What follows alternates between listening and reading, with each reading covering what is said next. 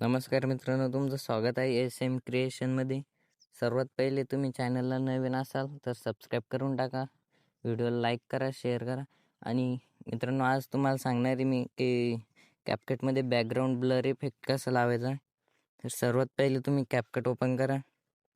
ते CapCut open केल्यानंतर असा एक इंटरफेस येईल. ते तिथे न्यू प्रोजेक्टमध्ये टच करा. तिथे असे व्हिडिओज येईल. मग तुम्ही तुमचा कोणताही व्हिडिओ घेऊ शकता. मी माझा एक व्हिडिओ घेतोय. इथे ॲडला टच करायचं. टच झालं नंतर इफेक्टमध्ये जायचं आहे. इथं व्हिडिओ इफेक्टमध्ये तिथे सर्च करायचं आहे ब्लर इफेक्ट.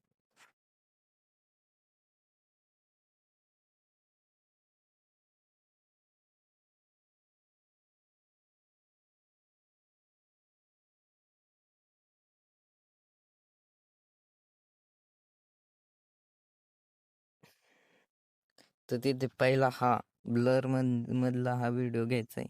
हा इफेक्ट स्टार्ट. हा झाला तर हा रेडी आहे बघा. ते गेलं पूर्ण व्हिडिओला लावून घ्यायचं आहे.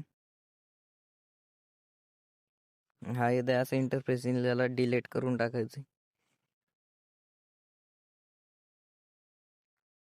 आणि हा जो आहे वरला, आता हा तुम्हाला दिसतंय असं येईल.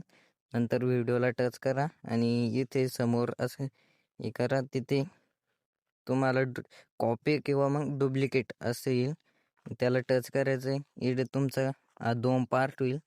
त्याच्यानंतर तुम्हाला इकडं असं ओव्हरलेचं असं ऑप्शन येईल. त्याला टच करायचं आहे म्हणजे हा व्हिडिओ खाली येईल. आणि याला असं टच करून इकडे स्टार्टिंगला घ्यायचं आहे डायरेक्ट. तुमचा असं होईल. नंतर खालच्या व्हिडिओला टच करायचं आहे आणि इकडं जायचं. तुम्हाला असं एक ऑप्शन येईल रिमूव्ह बीजिंग. त्याला टच करा. त्याला टच केल्यास नंतर इथं ऑटो रिमूव्हल येईल. त्याला टच केलं तर तुमचं बॅकग्राऊंड आपोआपच ब्लर होऊन जाईल. आणि तुम्ही आपल्या चॅनलला सबस्क्राईब केलं नसेल तर सबस्क्राईब करून टाका.